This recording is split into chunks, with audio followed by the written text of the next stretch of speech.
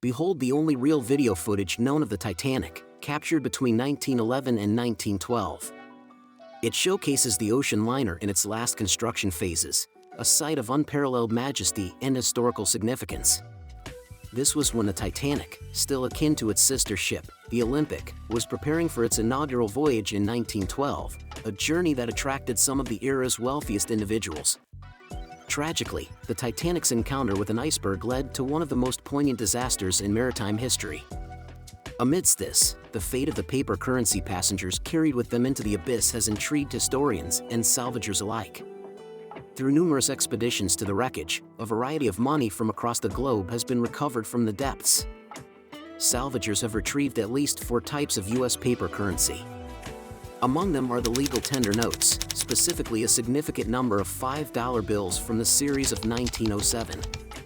Notably, these bills come in 2 variations, identifiable by the signatures of Register of the Treasury William Vernon and Treasurer Lee McClung, and Register James Napier and Treasurer McClung, dating the notes between November 1909 and April 1912.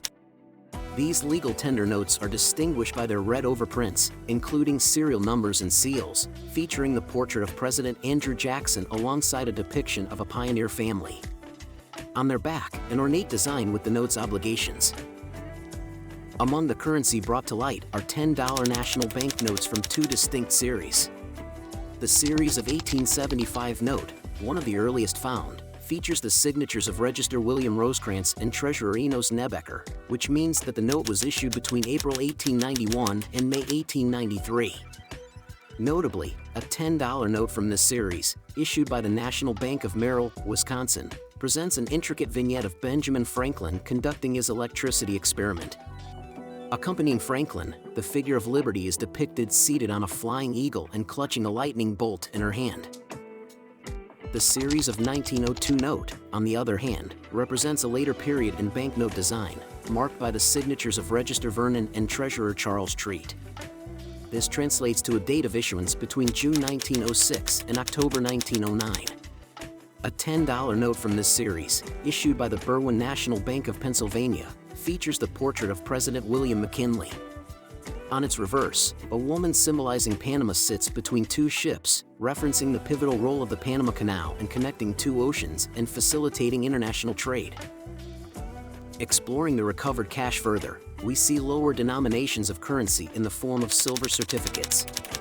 The $1 Black Eagle bill from the series of 1899, easily recognized by its commanding illustration of an eagle flanked by portraits of Presidents Lincoln and Grant, symbolizes the strength and unity of the United States. This design, coupled with the signatures of Register Vernon and Treasurer McClung and Register Napier and Treasurer McClung, places these notes around November 1909 and April 1912. Similarly, the $2 note from the same series, though more seldom seen and recovered in a state that testifies to its decades underwater, carries the essence of American agricultural and mechanical prowess through its depictions of mechanics and agriculture flanking President George Washington. However, without specific signature combinations visible, these notes could have been issued anywhere between 1899 and 1912. The esteemed $5 chief note, also from the series of 1899, stands out with its portrayal of running antelope wearing a headdress.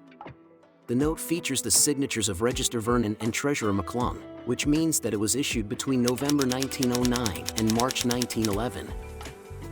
Concluding our journey through the monetary relics of the Titanic, a $10 gold certificate from the series of 1907 emerges as a testament to the opulence and economic landscape of the early 20th century.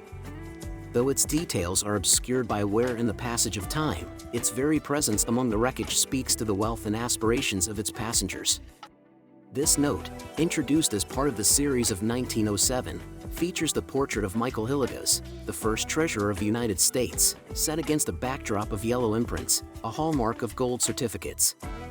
The simplicity and elegance of the red-orange reverse further encapsulate the period's aesthetic preferences, on the broader economic context that passengers of the Titanic were part of.